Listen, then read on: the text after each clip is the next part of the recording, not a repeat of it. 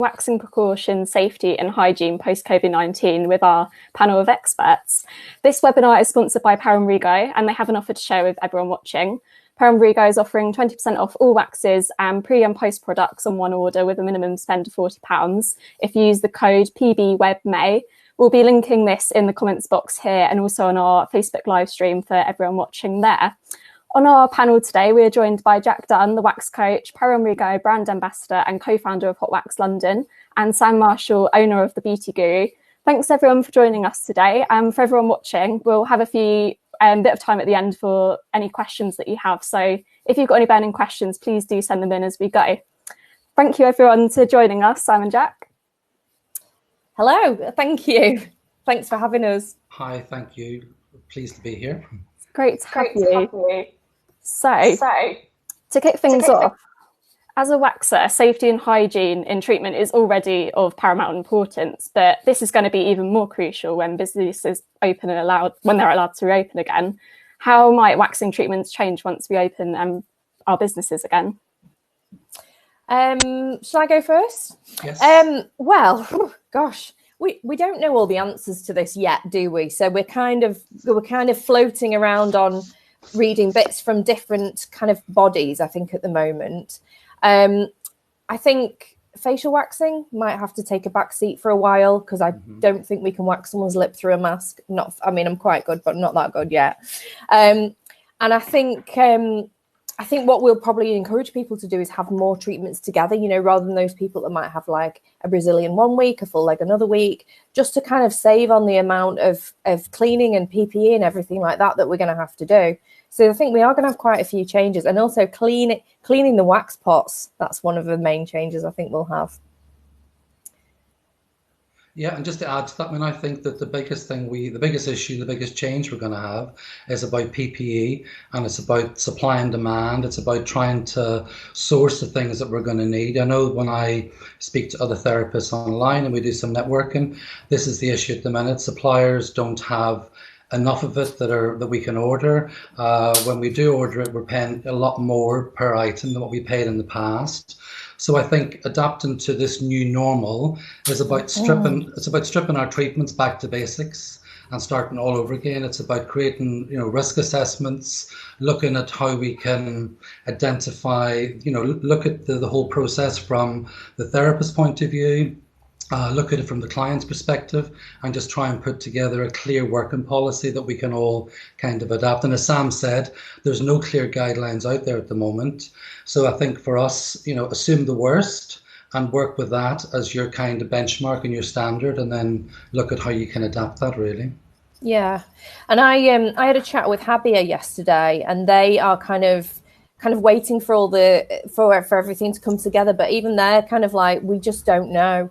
So I think we need to be led by the government and the guidelines that they bring out, and then hopefully we can kind of filter it all down. We've got the National Beauty Federation. I hope I've said that right. We've got the British Beauty Council. We've got Babtac as well. Have brought out some great guides, and then what we're all doing is kind of reading them all and taking bits from them. Yeah. And thinking, right, okay, so they've said that. But I think for me, Happier will be the one that I really look at because they set the standards for everything. Yeah.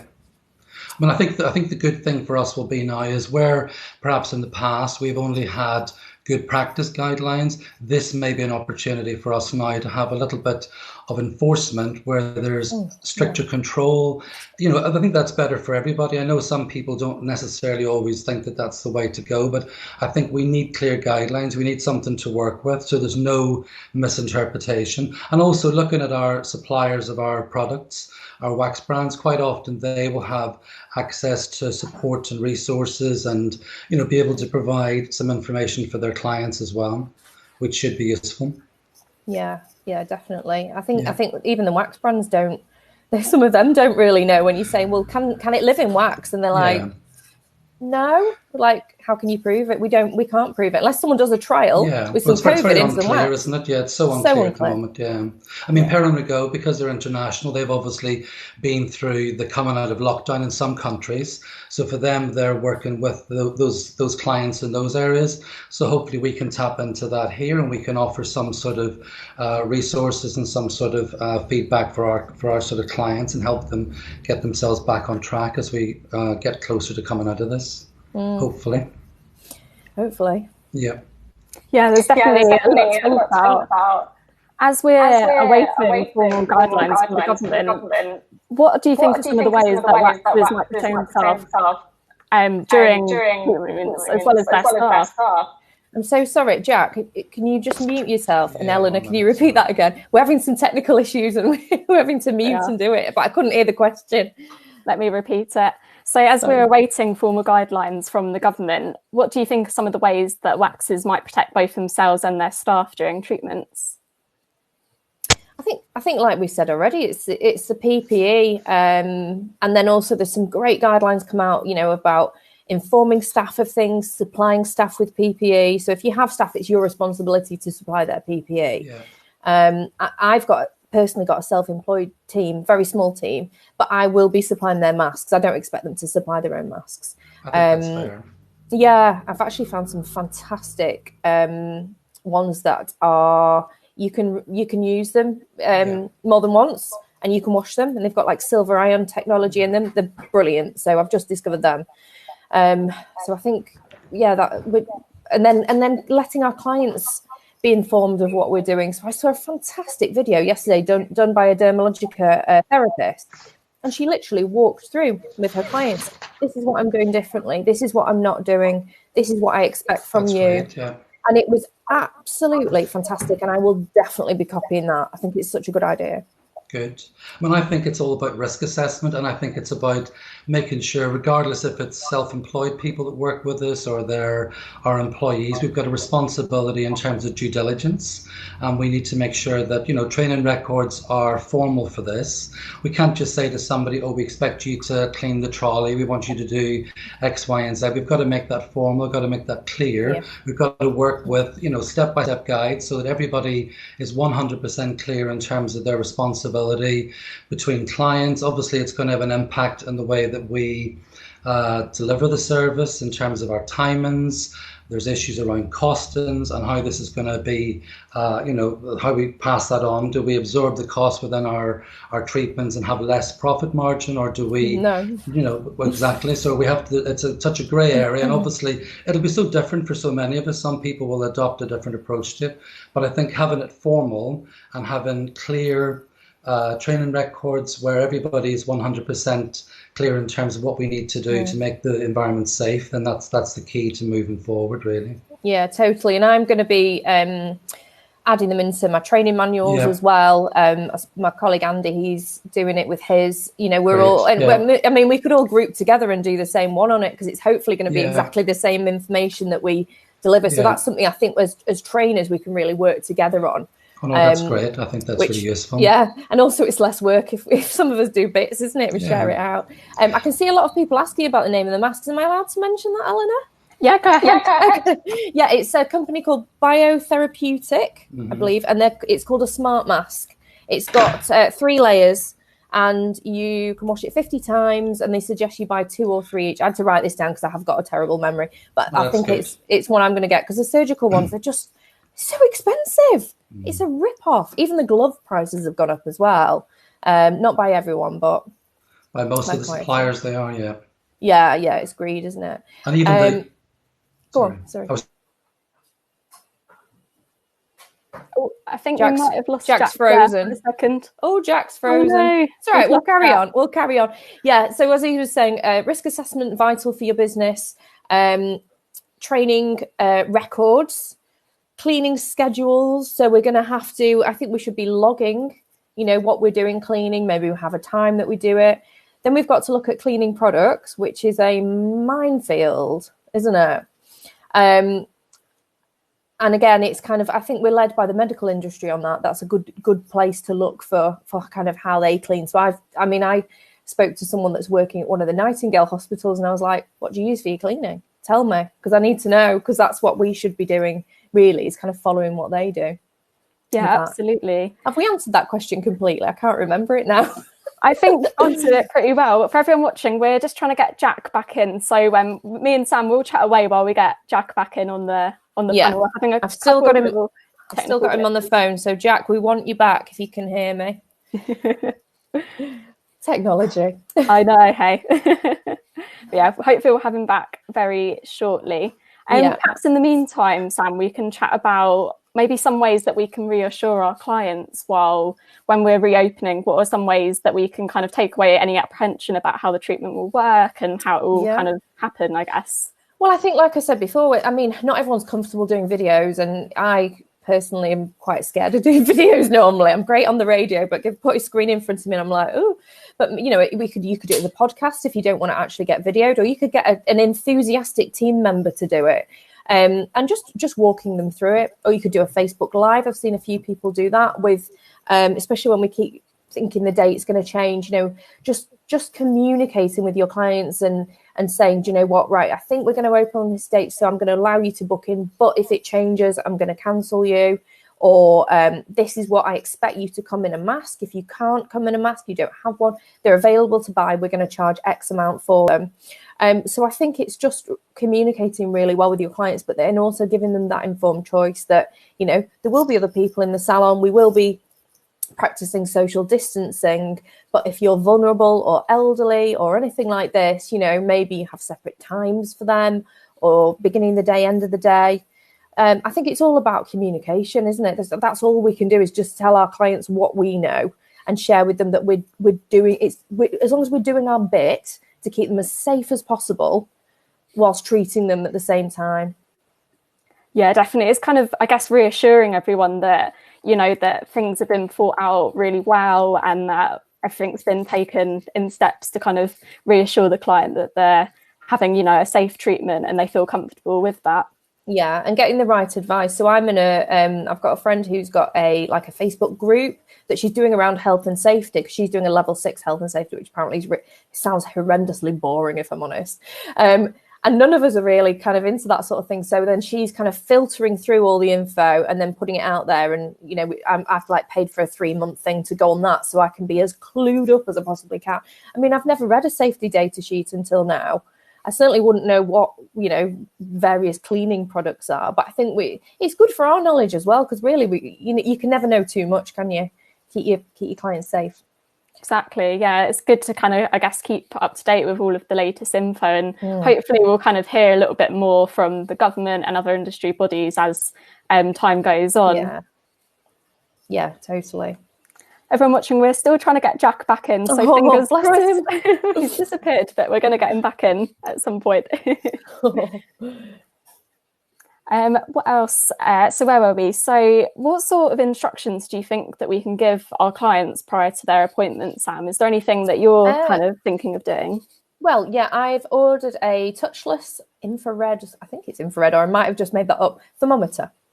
I got an email about it and I kind of panic bought it, if I'm honest. I was like, I need it, they might run out. But then when I've read various things, a lot of people have said we will take your temperature before they come in. I saw a thread on a group, actually, of someone saying you can't take someone's temperature if you're not a doctor, but I'm sure if you're just holding something to the head, not touching them, not going in the mouth and anything like that, with their consent, it's okay. They're doing it in other countries. Again, we're kind of looking for other countries that have opened first, and we're kind of thinking, right, what are they doing? Right, okay, we'll have a go at doing that as well. So advising them that you may, if you want to, take their temperature, you're asking them to take their temperature. Obviously, pre-screening is massive. So this is going to really impact walk-in clients, because we need to know that client's health before they step through the door, because we can't put ourselves or anyone else at risk. So pre-screening questions, which would be the usual kind of cough, sore throat, temperature, symptoms generally with COVID, which there are so many. And then I'll be asking mine to come with a face mask on. I don't really want to have an endless supply of face masks, and I don't want to have to overcharge them for it. I think most people can get them from the local corner shop nowadays. And also, I would probably tell them not to bring extra belongings, not to bring extra people with them unless they have to. What else? I don't know. I guess even with things with like waiting rooms, that whole system's going to change now. Oh yeah, I mean, I don't really I've got a sofa outside my rooms because I'm in an office block, but you know, it's their choice if they want to sit on a sofa that everyone else sits on. It's fabric as well, so I'm not going to be going out and cleaning the sofa. It's in a communal area, so I think it would be a case of arriving, waiting. I saw a fantastic video that a dentist did, and they said, when you arrive, please wait in your car and call us to let us know you're there, and we will let you know when to come in. So that was great. Just That's communication. a really good idea. Yeah, brilliant that's idea. all we have to do is communicate and give people the options. But what we don't want is a crowding of people in the reception. I've seen other things with people asking to prepay. So on my booking system, we can ask for the money first to save using the card machine. Contactless, but obviously there's a limit on that. And you know, if anyone's spending over 30 or 45 quid, depending on your limit, then you can't do that unless you break it into sections. I can't think of anything else. I think that's good. We've had a question in actually just now from Dunn. She says, Sam, would you agree with having temporary prices just to begin with to cover the cost of PPE? Is that something that we'll have to do you think? Again, we're stabbing in the dark here, and I've kind of asked all my industry mates, and I'm like, what are you doing? What are you charging? What are we doing? And they're like, we don't know. We don't know what it's going to cost. So I've popped on my booking system £4 PPE charge, which was kind of like a finger in the air. That'll do. Obviously, I can adjust it when we open if I need to. But a lot of people are rethinking their prices. If you haven't done already, there's some fantastic courses out there. I know Carl Hinder does one on pricing, where you kind of look at your outgoings and look if you're actually charging enough, because some people just don't charge enough. Or if you've got less profitable treatments, maybe just dropping them. You know, if you're going to have to spend that much time cleaning before and after a treatment that's not profitable, what's the point in doing it? So you might as well focus on the other ones. So I think look at your prices now, work out if you're charging enough, because I think a lot of people in our industry don't, which lets the rest of us down that do. And then, or maybe do a PPE surcharge. So what I've said to my clients so far is, I'm going to charge this while I have to do this. But in reality, will we ever stop doing it? Will we suddenly go, yeah, I won't bother cleaning everything in between clients now. It's fine. Yeah, not a problem. Or will we actually be this aware now that people can catch things? You know, we're in I spend most of my day this far away from, I'll do it that way, about this far away from my clients. You know, it's quite close, isn't it? Yeah, it really is crazy, because in this whole industry, it is based on human touch and that kind of connection. Oh, I think we might have Jack coming back. Yay! Oh, Jack. Good, I'm exhausted. Issue with network, so I could hear everything, but I couldn't see anything. So, bless you. Right, what do I need to say? Thank you, Jack. Just to catch you up on what we were chatting about, we're speaking about how we're going to, I guess, reassure our clients that we're taking the necessary steps to reassure them that the treatments that we're doing are safe. I don't hear Eleanor at all. Mute or no mute? Oh no. Sam, if you can see a text box on the right hand side, I'm going to pop the question in there for you. Okay. Yeah, lovely. Here. Well, she was asking, if it helps, what things that we would advise our clients to do before they come in, maybe? Okay. I think what we need to do is put together some protocols for our clients so that it's clear, and I think it needs to be clear as to, hang on a minute, sorry. Don't we love technology, eh? We're great with a wax pot, but exactly. give us a computer and a camera and we're like, ooh. I think that protocols are essential in terms of making sure that everybody's clear about what's expected.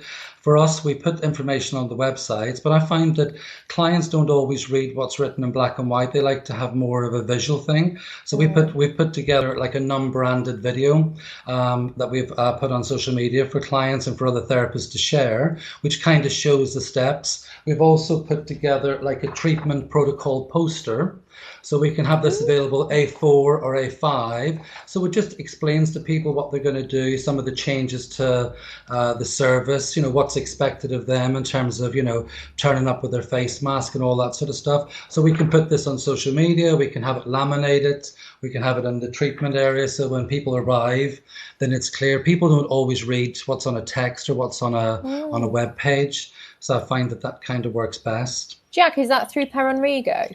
No, I've done it myself, and I've You've done done it them. yourself? And they're not branded, so everybody can use them. They And can we're use free to whatever. download them and use Yeah, them? just I mean, I've Oh, already I put them on one of the forums, and I had about 100 people that I've sent them to, which is great. oh So I'm more wow. than happy to share. And I've also, at the moment, we're working through treatment protocols in terms of from the therapist perspective, in terms of a step by step. And obviously, we're all different. You know, some people have a laminated surface that needs clean. Some people don't, and all that kind of stuff. And there's little simple things like, in terms of the treatments, you know, in the past, this is my Blue Peter moment. In the past, Oh, you know, we have all of our products out on the counter for people.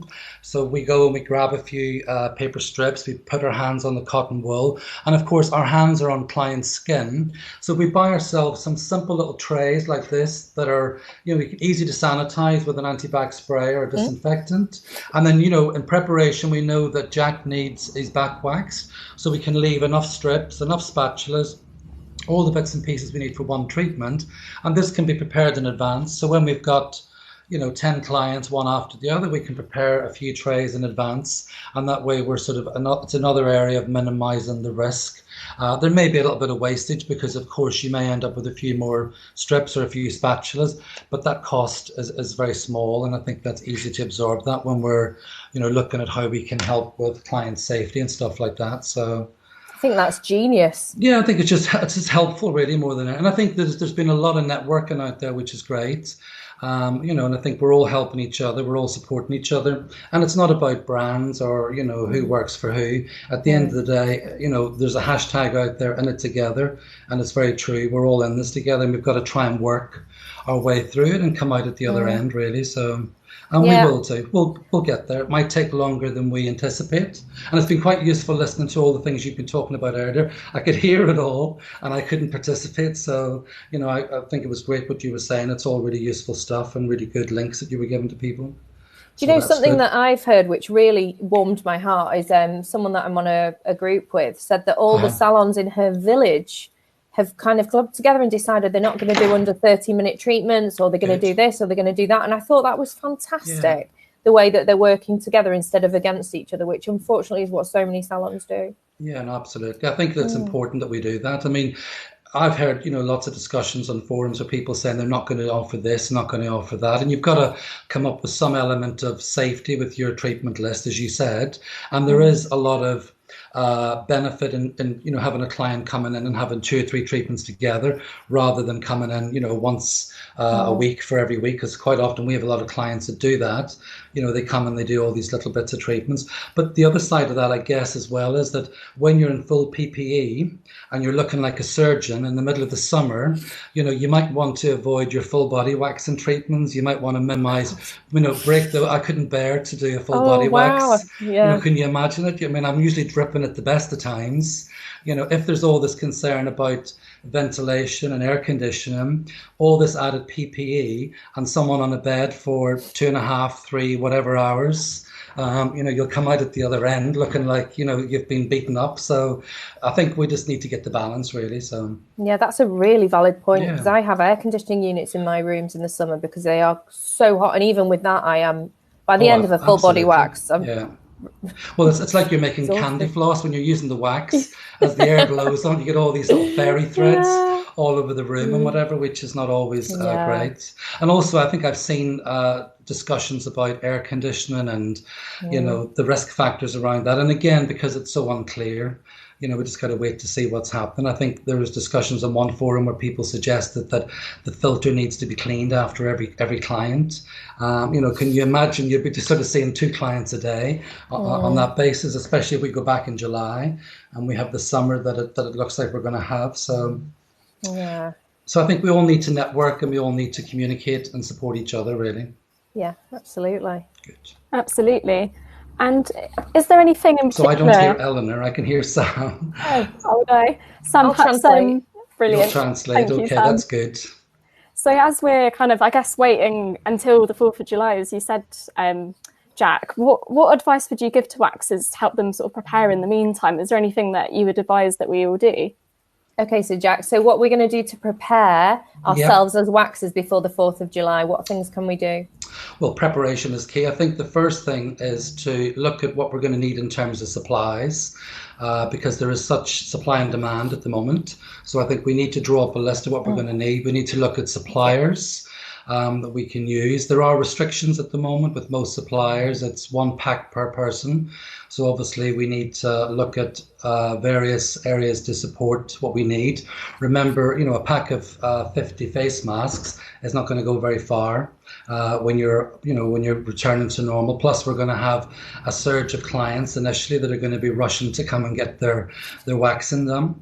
So I think it's just about, come back to what we said earlier. It's about risk assessing in terms of, drawing up a list of all the factors that could cause risk and concern, looking at how we combat that.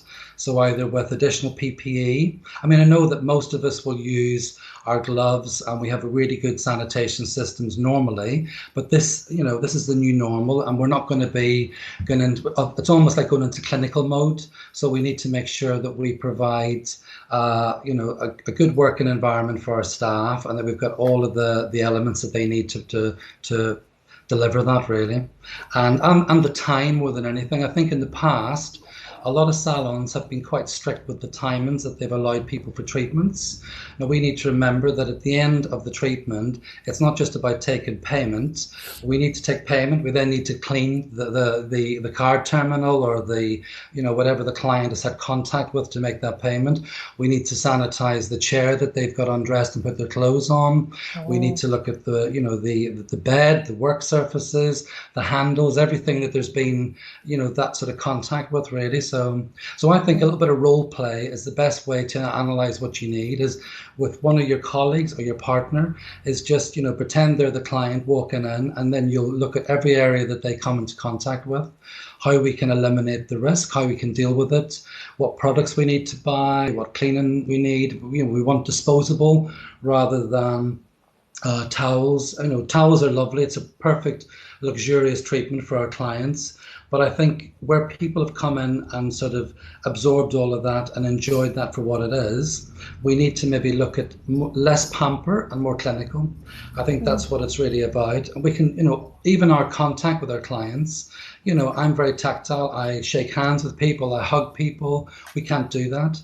So there's going to be this barrier between the client and us, and it's going to be strange. It's going to be a complete new working environment for all of us on every aspect of the service, not just in terms of the treatment, but how we welcome the clients and how we deal with them and how we interact. It's all going to be a huge area of change. Yeah. To add to that, I think going into your salon and looking around and thinking, right, can I clean that? Is that open? I've got my head's nearly exploded. I've got fabric chairs in one thing, and then exactly. I've got, the IKEA units with the pulley-outy fabric drawers. I've got them. Yeah, we've got those as well. And then the drawers in my trolley. There's gaps at the top, so they're not a closed drawer. So we know the virus travels, especially over perspex screens. Yeah. And so for me, I'll probably be looking at a new, different trolley.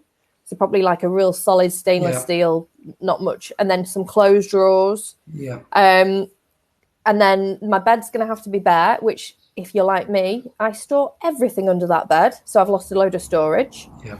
And we're just going to have to literally look around the room, think, what can we take out? Then where can we put what we've taken out? Yeah. And then absolutely a dummy run through of cleaning the room, see how long it takes. Because we don't want to book back-to-back clients. Well, we're not anyway. Well, I don't think we can really with all that we have to do. Yeah. I mean, I will probably employ somebody, whether it's another apprentice or a therapist or something, to come in and do a clean down, to help me clean during the day, because I need to do those clients as close together as possible, because I need to earn some money. I think we're all the same. Yeah, I think one of the things we were thinking about is where you have perhaps multiple treatment areas, where you could almost have a situation where you have some rooms that can be used as buffers. So a client comes into room 1, they have their treatment, someone is preparing and cleaning room 2, so the next client goes to room 2 and the person that cleans goes backwards and forwards. Ooh. So having that bit of buffer space gives you that flexibility. If you've got a spare room. Well, if you've got a spare room. A lot of us don't have that luxury, and if we don't, then I think we just have to absorb that extra time. I mean, I think we've had 3 plus months before we go back to work. And, most of us have had no income during that time. So going back with almost like a staged return where we have less clients coming in, less income, of course, but a little bit of income is better than none, and having the safety. And there's all the other aspects. I mean, sometimes we should perhaps have a discussion about contact tracing and about the apps that are going to be becoming available and how that could work for us with our clients, and how our systems and how we deliver our services. So there's so many great things for us to to network with and discuss and look and how we can sort of add those into the safety precautions that we need to have. Yeah, some other things that I've thought about doing. They thought, sorry, I think there's a plane going over your house, Jack. I think there is. I'm near Heathrow, so. Well, actually, I'm just thinking about there shouldn't be anything over there. Oh yeah, of course. So something that my friend Sam said to me is going in stock take. Because if, like me, you've brought all your stock home and you've been trying to sell it, let me tell you to try and get rid of it. We're going to go back in and have no stock. So go in, do a stock take, check you've got enough. I've already pre-ordered my gloves from my supplier because she didn't put her prices up. Oh, that's good. Thanks, you're able to do that. That's good. Yeah, and then also some training during lockdown as well. So, I mean, everyone's done the Barbicide one, haven't we? I think everybody. I've seen so much out there, really. So. Yeah, there's so much out there. It's been great. People have been doing that. It's good. Yeah, and then there are some kind of little, reasonably priced training courses that you can do. There's a trans awareness one that someone fantastic does. I believe so, yes. Yeah, and then there's, there might be some branded training you can do. Maybe. Yeah. I mean, I've been reading a lot about. I don't just do waxing; I do skin as well, and I've been blasting the skincare books and really upping my knowledge on that. Oh, that's great. Yeah. So I think it's time to, take a step. If you don't know much about ingrown hairs, get to know ingrown hairs. Exactly, you don't know much about, retailing after your waxing. Get on board with the retailing. I think maybe the back thing I've heard is very good. I don't know who makes that one though. I know you're talking about a bit of rough. Is that the one? A bit of rough, yeah. I used it yesterday actually in the shower. I thought of you, Jack. Thank you. And just think, right, how can I be a better waxer when I go back? So there's quite a few videos out there as well of people waxing. I think you've got some, Jack, on YouTube. Andy, my friend, does some that are free to watch. Go on and check you are doing a nasal wax the right way, or, maybe think, do I want to learn male insult waxing? Let's watch a video on it and see if I want to do that. I mean, even with regards to all of this with training, I mean, how we're going to go forward with training. We've run discovery workshops where people come along and try a brand of products. We do the hands-on training. That's going to be something that we're going to have to really think about. There's no way social distancing with one client and enough PPE, you can kind of work around it, but obviously put a few people in a room with models and tutors and educators and whatever, then you've got far too many people. So that's going to be a completely different ball game as to how we deliver training from moving forward with all of this. Yeah, that's a whole nother massive stress. But anyway, all you waxers out there don't need to worry. Yeah, exactly. I think. I mean, we thought, myself and Andy, I think we're going to take our theory online probably because I think we have to. Really. I mean, you can do really good training over like Zoom or meeting, Microsoft Team or stuff like that. You don't actually have to be in the same room. But then the practical element, you can't teach someone how to do a male intimo. For a camera. Even when they're WhatsApp, they just don't get it. They don't get the stretch, and you can't reach out and kind of help, can you? Them. Which is a challenge as well. That's a whole new dimension. Maybe in the future we'll be able to do that. Little gloves, virtual stretches. Yeah. I'm glad we can laugh about it. I think we have to. Yeah, amazing. I don't care, Honest. You'll need to keep me posted. It's a bit like the Eurovision Song Contest. What are some of the common hygiene and safety mistakes that you see some waxers making anyway when you're training? What are some of the no-nos that people should avoid? Double dipping. People are still going, I think after COVID it might be a good idea not to double dip. And we're like, oh gosh, right. Yeah. Really? You're still doing that? Are we still double dipping? Long hair dribbling in wax is always one. That's for me when I'm teaching. I didn't catch the question. What was sweetheart. Okay. Sorry. So we're asking about the common hygiene mistakes that therapists make anyway. Yeah, double dipping, dangly bracelets, dangling in. I'm like a rebel today with all this. Yeah. Hair, they just have it in a ponytail and it's hanging down here and you can see it nearing that wax and you think, any minute now, I think I think as I say earlier, we need to have some better guidelines for people in terms of, uniform and the way that, I mean, obviously when you look at food hygiene came about because of an issue with salmonella and stuff like that all those years ago.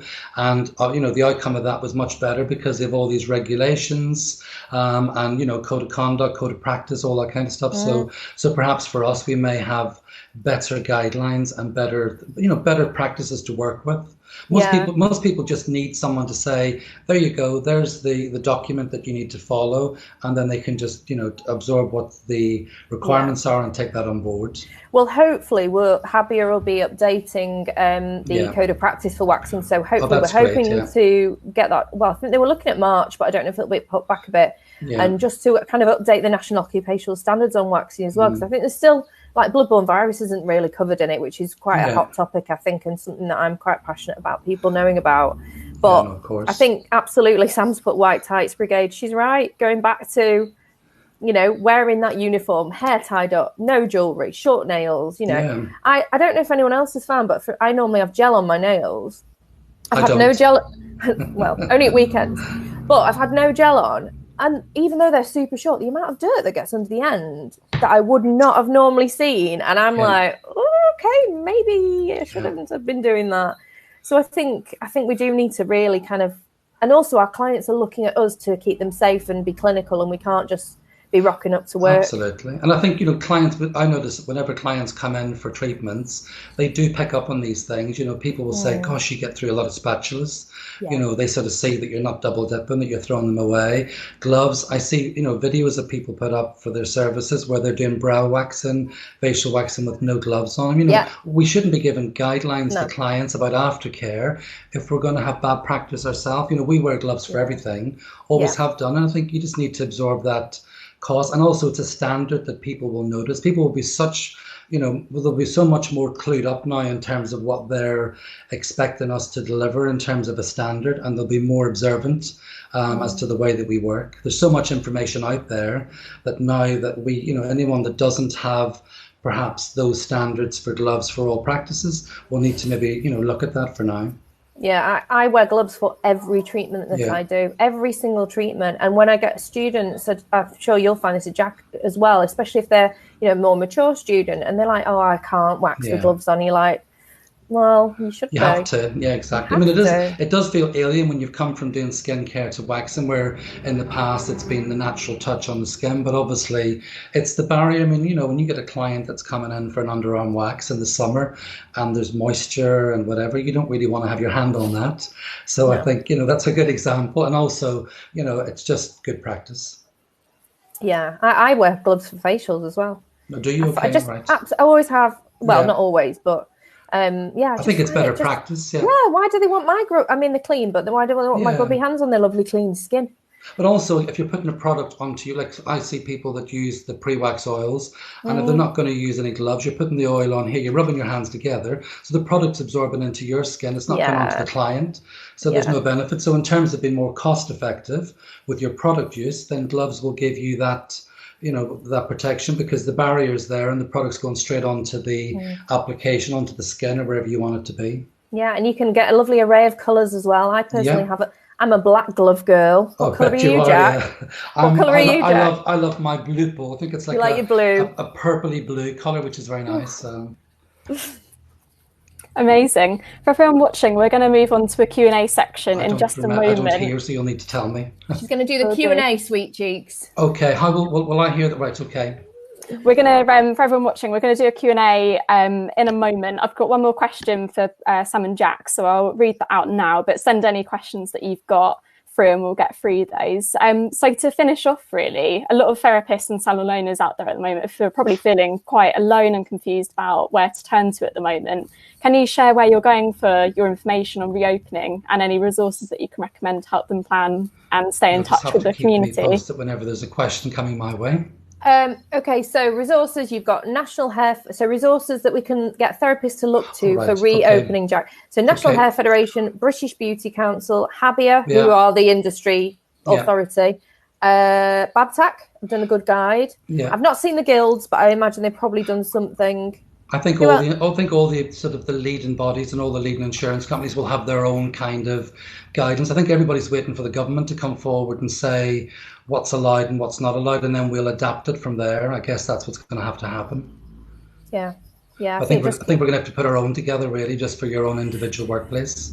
But we will, when us as educators put ours together, we'll take it from the right sources. So at least you know you've got the right information. Absolutely, because yeah. all I see on forums is kind of people going, "Oh, I think we should be doing this. I think we should be doing this." And there's too much speculation about it all. Yeah, exactly. Yeah. And a lot of the answers are right now, we don't know. We don't know if the virus can survive in wax. It can't get tested, or it hasn't been tested. You know, it probably doesn't, but we just don't know. I think it just comes down to common sense, really, and good practice, and clean as you go, and work to the highest standard, and then just sort of adapt whatever policy comes out then from there. Yeah. Brilliant. And we've got a bit of time now for a Q&A. So one question that we've had from Marina is asking, do you have any advice for refresher training? So advice for refresher training. Okay. It depends on what she means as general waxing or specific body areas. Good things, I suppose, would just be to watch some. Watch some of the videos that have already been done online. I mean, if it's refresher training, then they've obviously done their initial training, so the online support would be useful, because it's just really perhaps brushing up on technique and where you start, where you finish, your treatment timings, those sort of stuff, really. Or as you said earlier, with regards to Zoom and stuff like that, perhaps you could do one-to-one with people on that kind of basis. Yeah, I was literally going to suggest that if someone's already trained. No, it's fine. I would absolutely be comfortable going on a Zoom and getting them have a model and be like, no, do that, try that, try that, as long as they get the camera angle right. Exactly, yeah. But yeah, for general waxing, I think look at what you're struggling with. Maybe are your timings? Do they need brushing up? Because that could just be a few little tweaks in a quick chat. Brilliant. We've got a question from Claire on gloves. Gloves are great, but if you're using acetone, it can dissolve the glove. Do you know of any gloves that aren't affected by acetone? So gloves that aren't affected by acetone, I personally do nails as well sometimes. And I use them for when I'm doing soak-offs, and I've never had them actually dissolve. But I'm not a nail technician, and so I don't know the answer to acetone-proof gloves. I would still advise you wearing gloves, even if... Absolutely, yeah. I'm the same. I don't have that experience. I wouldn't be able to comment. All I would say is that you might just need to change gloves frequently and whatever if there's an issue with that. Yeah. Someone said try latex gloves, but I know on one of the guidelines it did actually say not to wear latex. Yeah. I think that might be because of the allergy that people have. Yeah. But I imagine latex would dissolve probably more than I wear nitrile. I love nitrile gloves. Yeah. Yeah, nitrile are the best ones for me. They give a nice tight finish, so you can wax easier. Good. Brilliant. Got time for one more question. Laura wants to ask, what is your advice on doing facial waxing? Can we still do it as the client would have to take their face mask off? I know we touched on this earlier. It's quite a difficult one, isn't it? So Jack, would you still, what would you say around facial waxing if our clients want facial waxing? I mean, we offer free nostril waxing for all of our clients. But I think with regards to facial waxing, we're going to have to review that. I wouldn't feel comfortable to wax somebody's nostrils. So I think if you're expecting your client to wear a face mask, then the area that you're looking for them to cover is their mouth and nose. So I guess you're looking at the lip, the chin, the lower part of the face as being something that you don't wax initially. I mean, obviously, we need to consider that there are some people, while some of us do full body treatments, it's easy for us to say, oh, I can exclude this, that, and the other. But we have to remember there are people out there that only do brow waxing. That's their niche and their speciality, and they can't just not do that. So there has to be systems in place where people can look at what they do and what they don't offer. So for me, for facial waxing, I would say no to the nostrils. Also in the summer, I don't know about you, Sam, but I find that a lot of clients will come in and, sometimes the hay fever period can be extended. People can be a bit drippy and a bit after a nostril waxing. So I would think that it would be safer and much more sensible for people to avoid doing that at the moment. Just to avoid all that extra liquid and stuff dripping around, really. I think you're better just to minimize that. So for us, we will be offering anything from the nose down. I think brows is different, and I think I think some people will have to do that.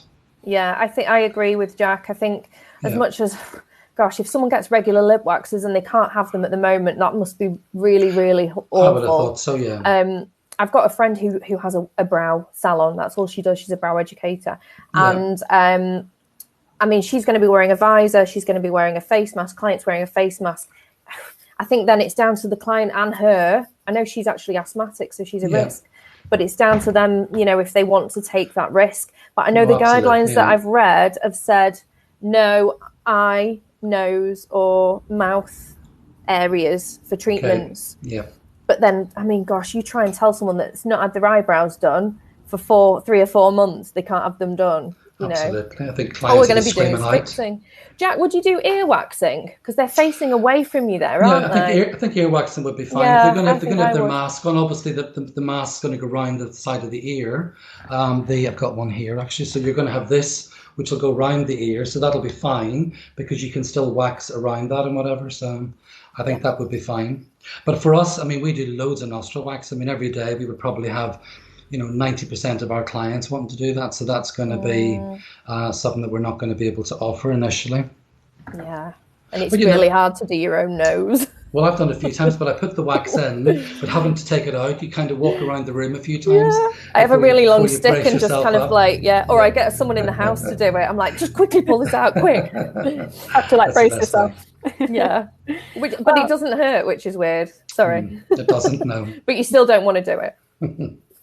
Amazing. I think that's all we have time for today. But thank you both, Sam and Jack, for being great panelists. I think you shared so much great information. Jack, I know you can't quite hear me, but hopefully you might be able to hear me now. And thank you to our sponsor, Rigo, as well, for sponsoring this session. And we'll see you again very soon for another webinar soon.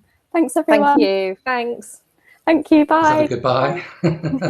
That's a goodbye, Jack. All right. Thank you, Eleanor. Just wave. Just wave, yes. And the votes from the Irish jury.